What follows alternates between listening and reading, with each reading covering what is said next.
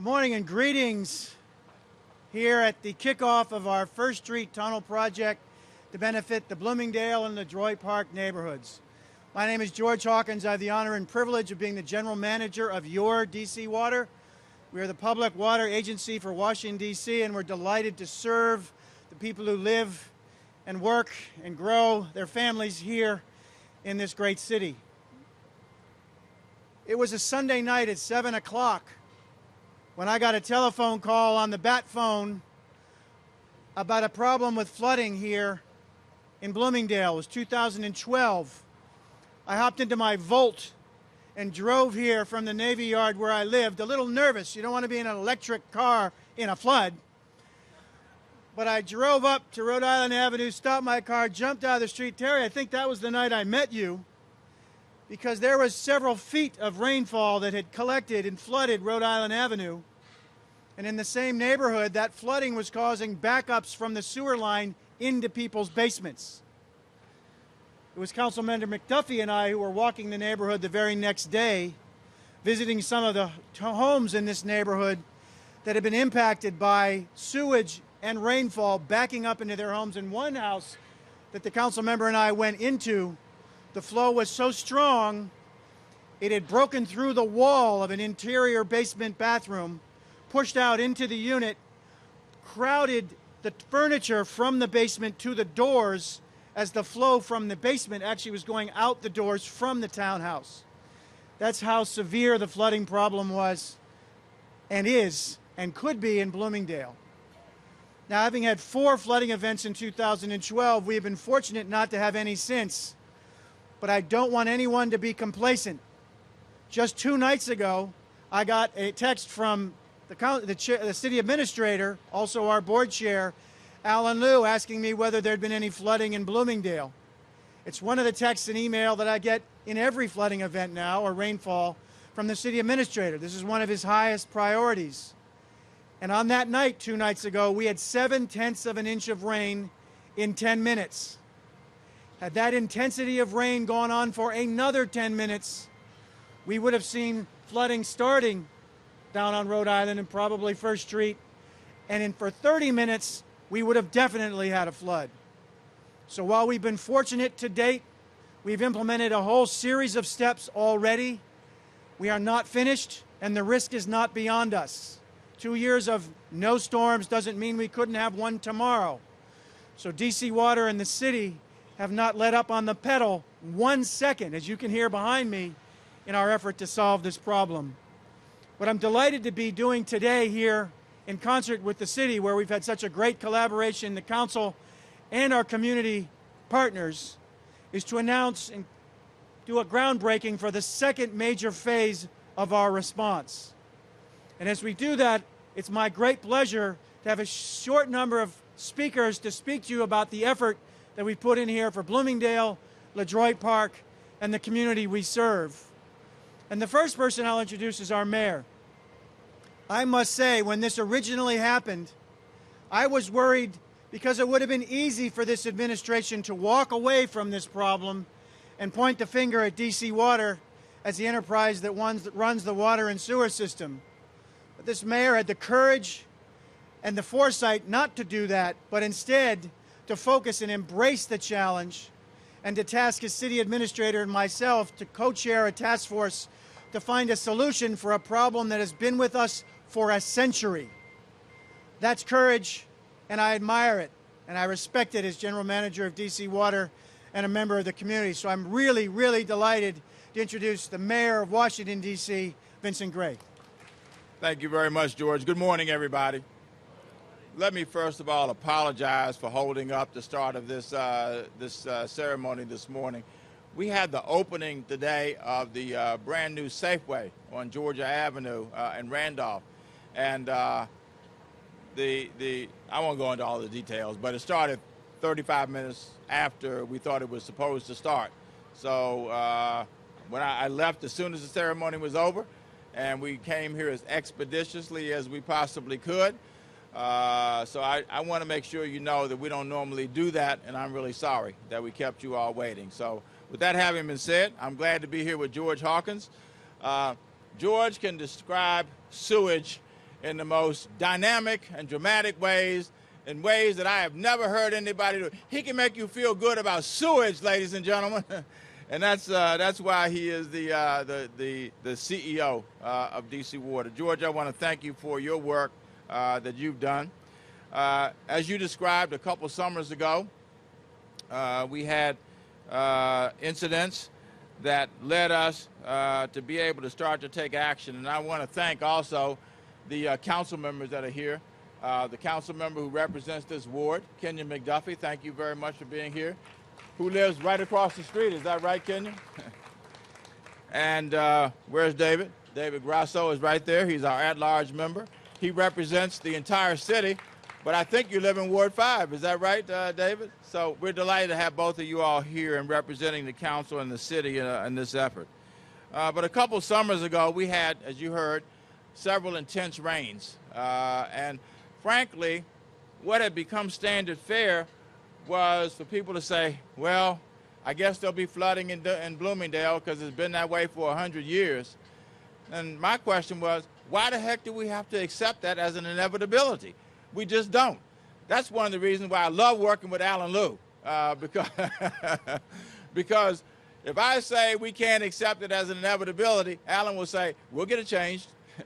And, you know, he is the chairman of the board of DC Water. And so he has a little bit of additional leverage in all of this as well. We set out with a task force. We had Bloomingdale representatives. Terry, thank you so much for being with us and helping us get that. We were down the street in the park when we kicked it off. The task force came together, worked very hard for a number of weeks, months, and came forth with 25 practical recommendations that were issued in December of 2012. And I think we were out here on a very cold day when we announced those recommendations. And recommendations are fine, but the action associated with those recommendations is even more important. And that's what we've been doing ever since. We knew we were going to be able to use the capacity that existed here at McMillan.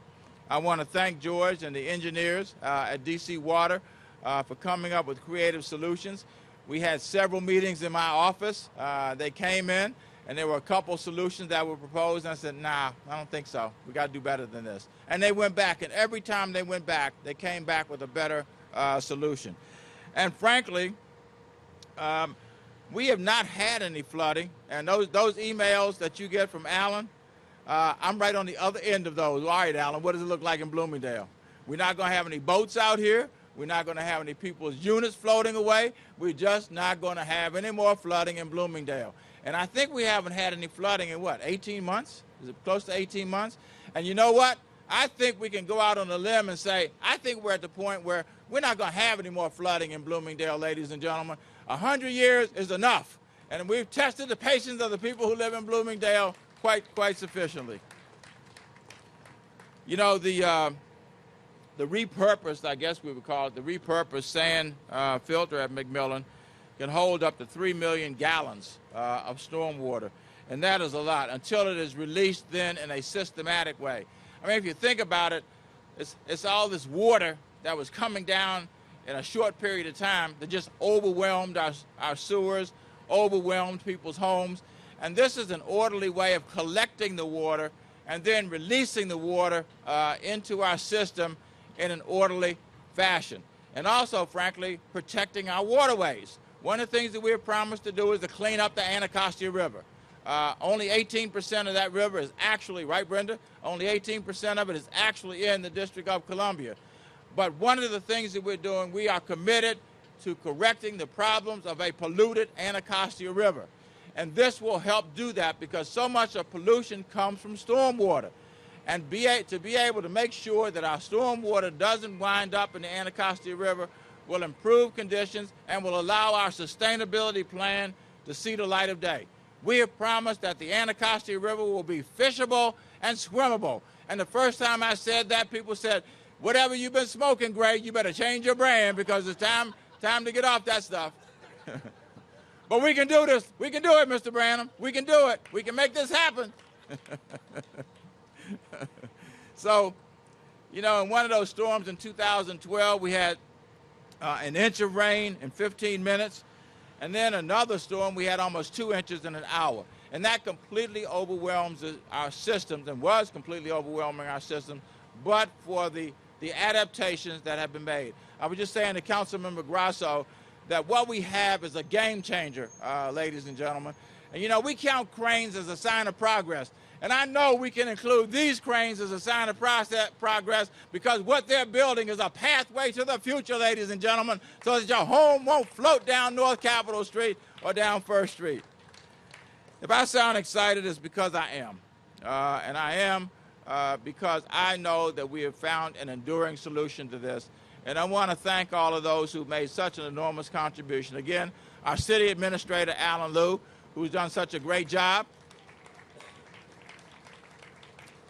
And no pun intended, but I know he's getting a kick out of this.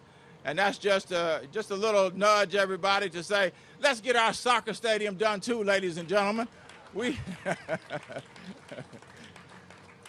Our United States team may not have won yesterday, but they moved through to the next round, and that's what really counts. And they did a great job. It's the first time that we've had two consecutive levels of participation in the second round. That's quite a statement, isn't it? That when you got to start, one day we're going to actually count that we actually won the World Cup, and then we're really going to have something to brag about. And then George and all your team over at DC Water. This is, ladies and gentlemen, I'm being effusive now, but this is a game changer. And it is a game changer, especially for the people who live in Bloomingdale, who can, see the threat of rain and not feel the threat then of their home being washed away. Thank you all very much. Thank you, Mr. Mayor.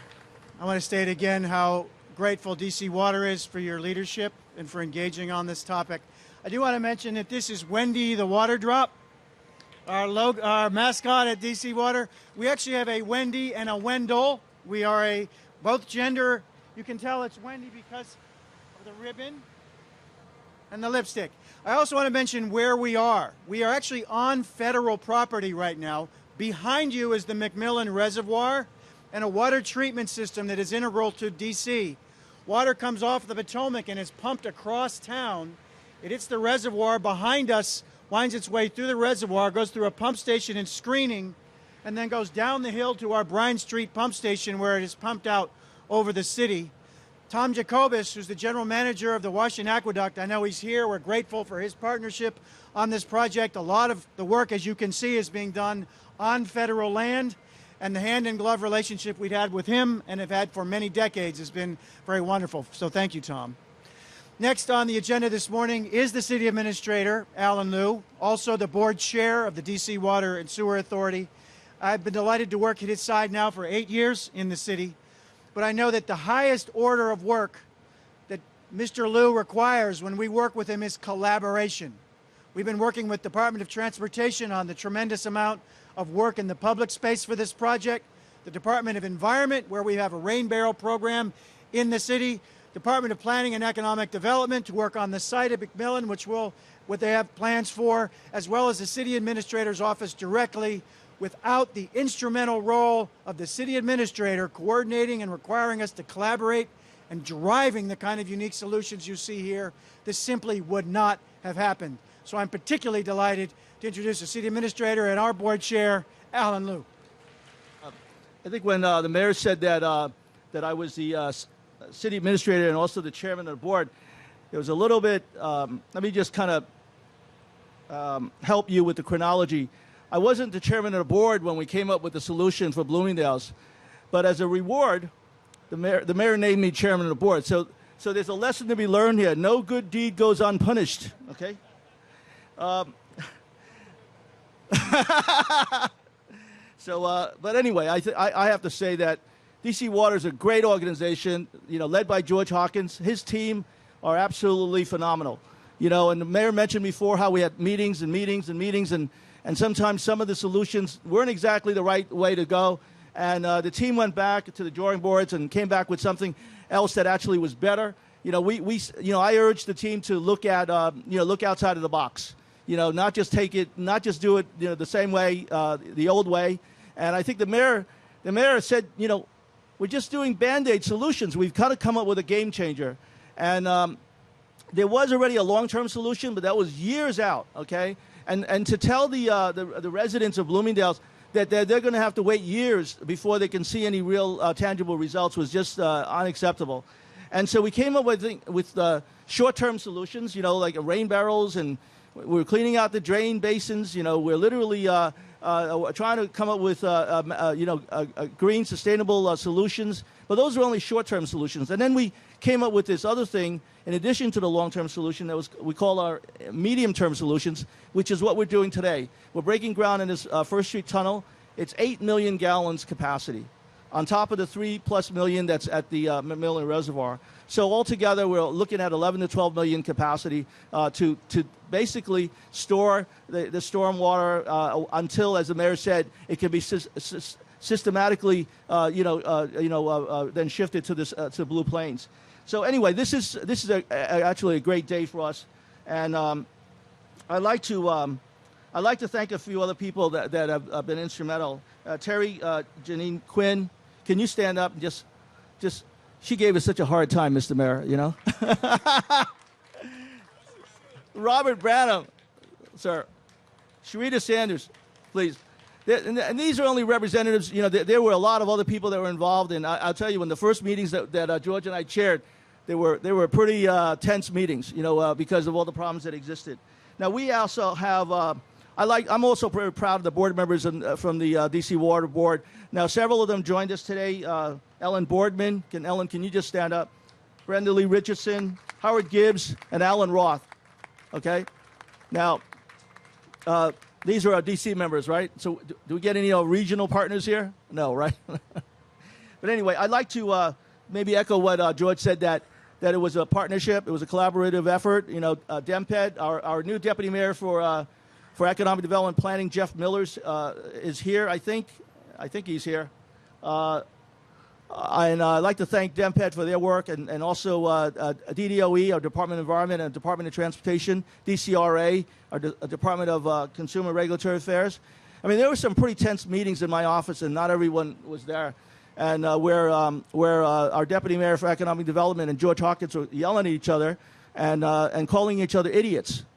And I said, well, gee, how does this work? I said, George, you have a degree from Princeton and a degree from Harvard. And Victor Hoskins, our Deputy Mayor for Economic Development, has a degree from MIT and a degree from Dartmouth. I said, let's agree on one thing. You guys aren't idiots, okay? But I said, and Victor said, basically this started when George proposed using the McMillan Reservoir as a temporary holding place to alleviate the flooding. And Victor said, that's a multi-billion-dollar development that you're trying to take from us. And then I pulled Victor aside and I said, you'll never get to build this. He goes, what do you mean?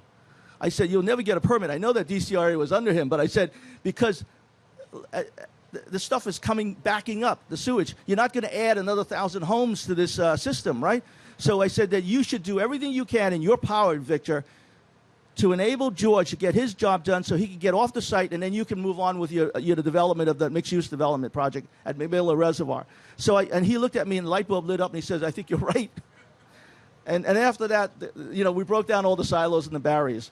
But anyway, I'd like to also, I always forget to do this sometimes, that I want to thank my staff. Phyllis Love is here, who was our staff director on this project, and Melanie Bell, who works with me at DC Water, and Warren Graves and Tony Robinson are here, and my assistant David Williams is here as well. So I want to thank all these people. We can't do it by ourselves. The mayor and I, so he gives me credit and sometimes blame, but it's really a family and a team that we operate with. And the mayor likes to think in terms of sports metaphors. We operate as teams, and that's why we get things done that almost previous administrations wouldn't even touch, because they'd be too afraid to. I also like to thank the council and two of the members that are here, David Grasso and Kenya McDuffie. Let's give the council members a round of applause. Thank you. Thank you, Mr. City Administrator. Next up on our agenda is Council Member McDuffie. I want to say that I believe the first time I met the council member was on the streets of Bloomingdale. As I recall, Council Member, you were wearing a big raincoat because it was still raining when we were out walking the streets seeing what had transpired. The second time I met the council member was in the basement of the church on Florida Avenue when we did the first public meeting. And I can tell you that there has been a partnership but also oversight from the council member's office ever since. For those of you from the neighborhood, he listens, he's very careful, he keeps on DC water as is appropriate, but he's also fair. And that's all that you seek when you're in a job like ours. I think he's an excellent representative for Ward 5, and we're glad to work at his side. So, Councilmember McDuffie. Good morning. Goodness gracious, I know it's hot, but is it afternoon yet?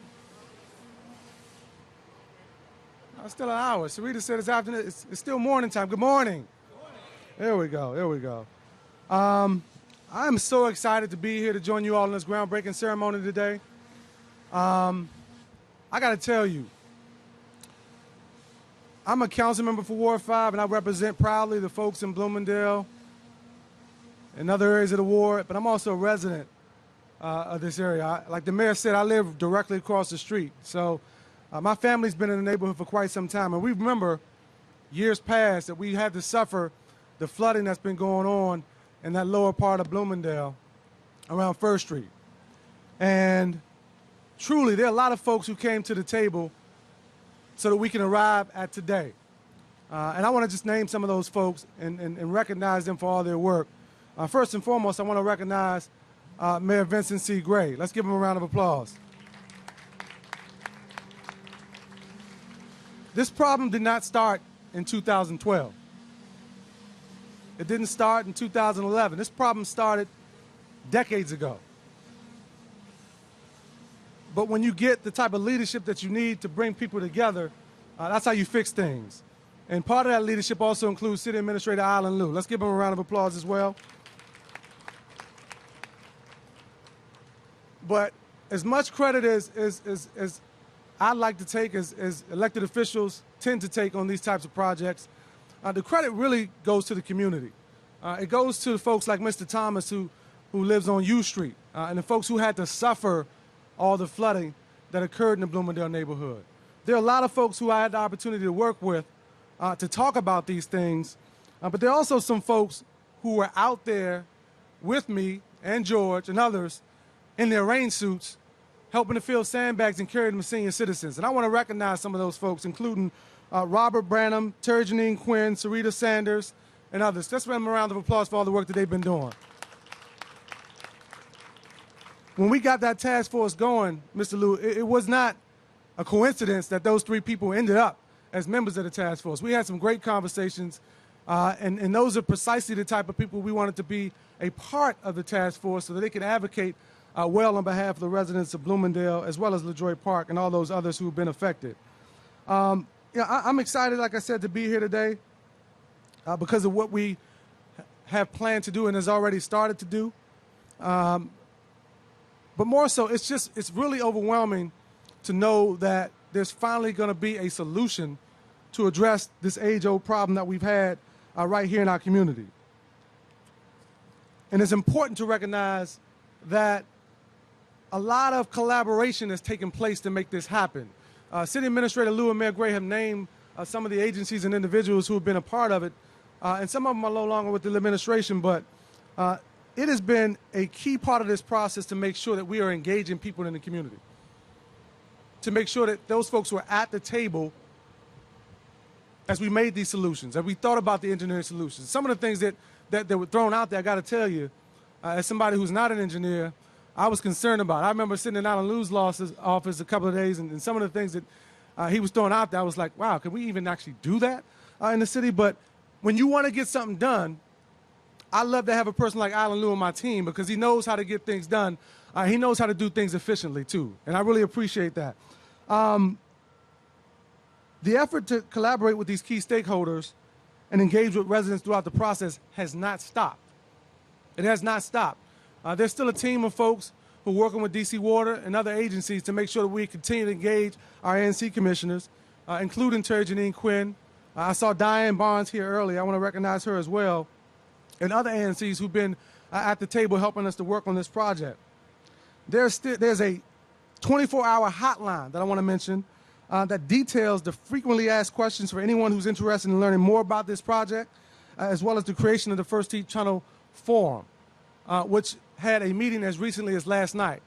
So this process, although we're breaking ground today, does not stop today. It's going to be ongoing. We're going to continue to engage the community. I look out and I see Chris and I see others who've been advocating for the community as well and who've had some great suggestions. And we want to continue to make sure we work with those folks throughout this process.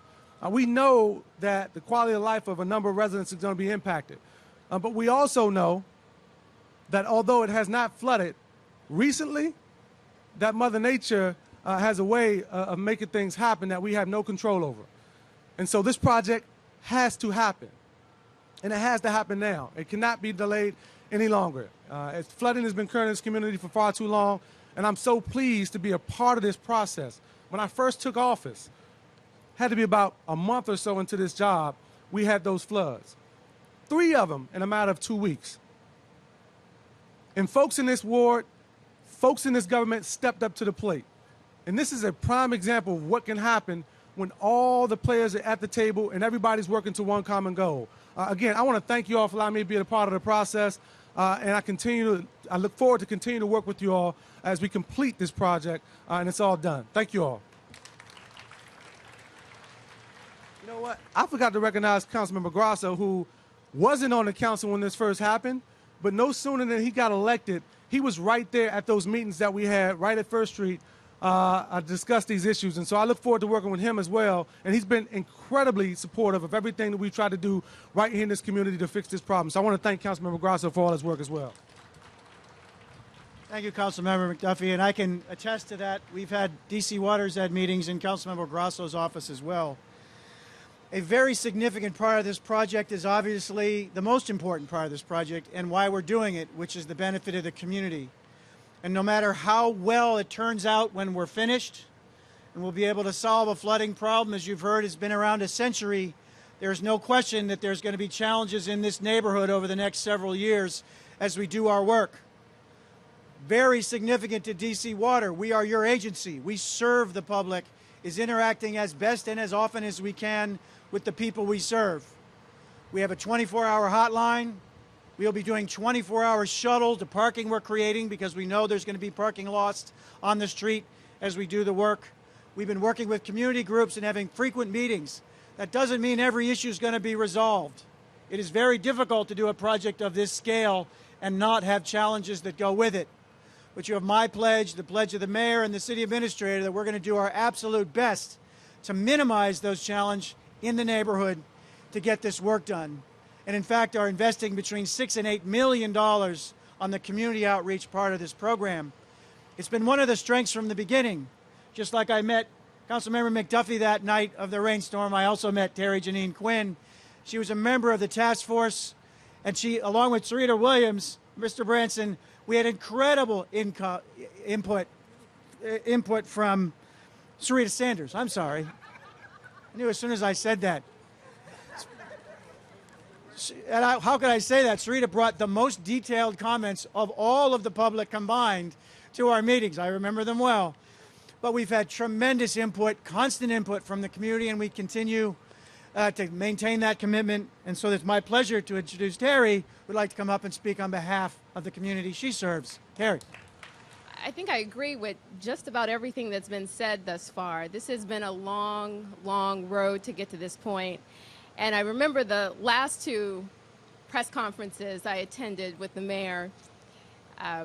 One of the comments that I made was that when he first came to me and said, we're going to get a resolution for this, I wasn't convinced that he meant it. And it's my pleasure to stand here now on the other side of that and to tell you that when the mayor gave me his word, he meant it and he followed through. I'm glad to say that I can say the same for Alan Liu, because when we started on the task force, from the beginning, he said, we're going to do what's necessary to get this solved. And here we are with a solution. I've seen the same level of dedication from George Hawkins. I won't bore you with the details of what I've seen him go through in terms of feedback from the community. But what I can tell you is that George Hawkins is a soldier. In the face of comments that I think would have made a lot of people turn and run, he still stood for us, and he still stuck to his word of working with the community to try to get us to this point. And I'd be remiss if I didn't say how much I appreciate, and this community appreciates, the efforts of our council member, Kenya McDuffie. I don't know that we would be here without his advocacy. I think there were many times when he was making calls on our behalf, when he was holding meetings on our behalf, when I'd call him and say, hey, this is what we need.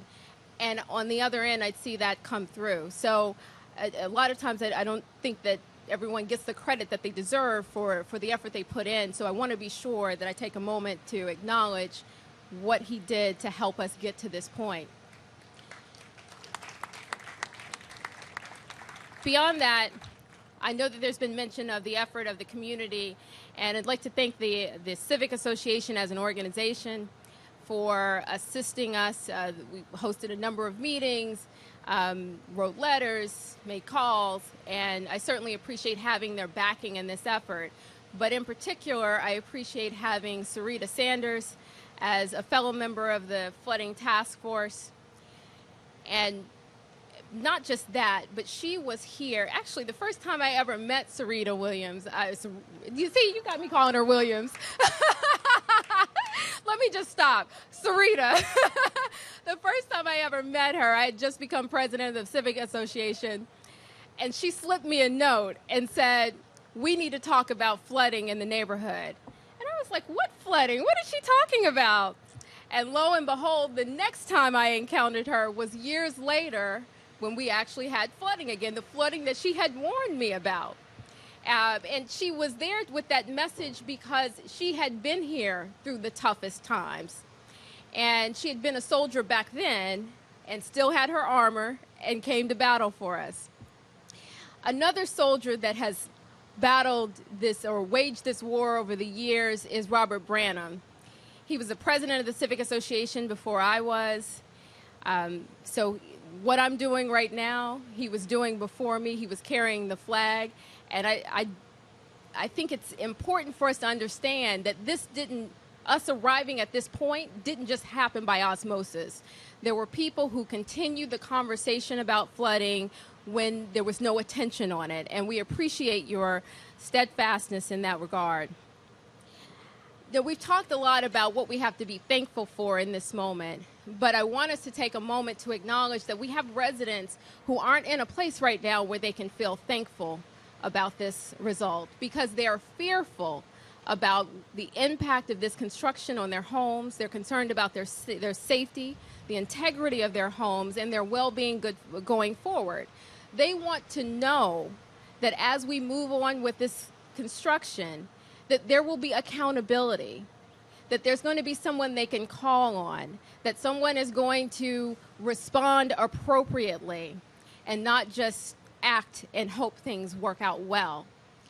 So I challenge all of us, particularly the community members, particularly our council member, particularly the mayor, Mr. Liu, Mr. Hawkins, we have to continue to work with the community to make sure that their concerns are heard and thoroughly addressed. This is not the end. I thought that when we moved from an answer of no, we can't move this project up, to yes, and we will, that was the end of the battle. But what I see now is that there's an even bigger mountain ahead of us, and that's the mountain of this construction and how we make sure that this construction is livable. So that when we get to the other end, and as the mayor has promised, we have no more flooding. We also have homes that are still standing at 100+ years. And we also have residents that are still safe and happy to be a part of this neighborhood. So I feel confident that all of you will stand with me and fight towards that end. And I look forward to working with you as we go forward. Thank you. Thank you, Terry. I know I speak for Alan Liu. I see Brendan, members of our board. The commitment of DC Water to listen and respond to the community starts from the board through every one of our employees, and we're dedicated to that result. But just as a matter, we have done 200 surveys of properties in this area, so we have a before survey.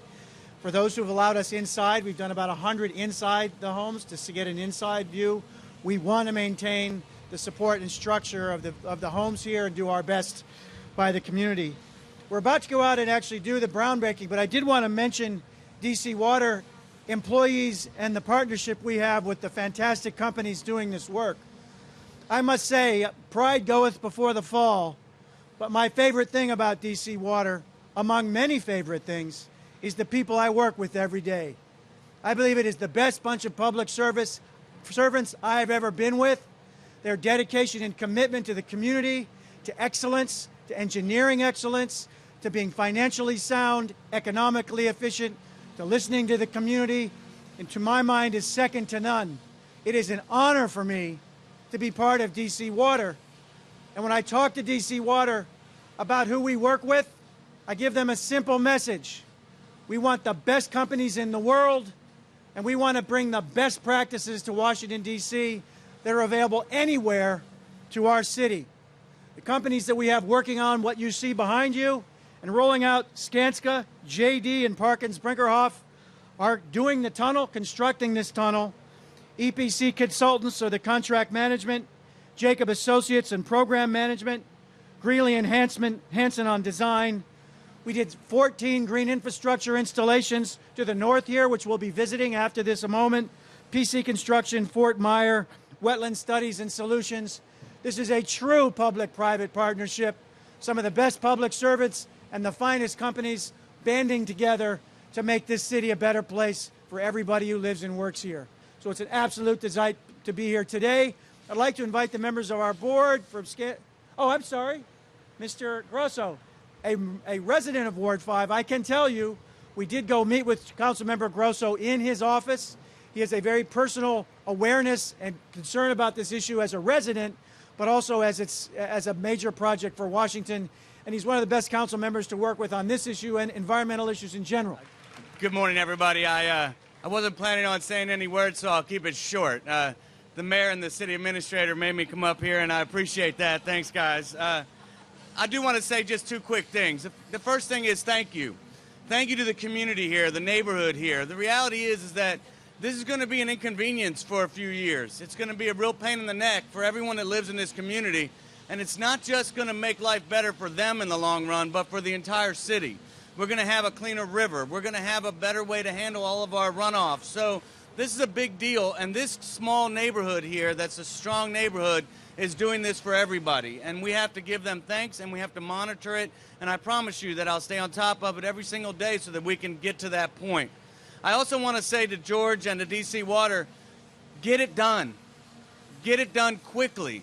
We need this done on time and on budget like you do every one of your projects so that the inconvenience is limited and so that we can see the benefits down the road short term. So when you see these things working behind you here, while we're here doing this event, that's a positive sign. It means things are moving forward, and that's what we have to get behind. So thank you all very much, and I'm really glad to be a part of this. Last thing, my staff wondered why I was coming here today, and I have to say it's to support the community and all the things I mentioned, but it's also not every single day that you get to be part of a groundbreaking for a 100-year project. You know, this is a big deal that we're doing this today and doing it here, so I'm proud to be a part of it. Thank you very much.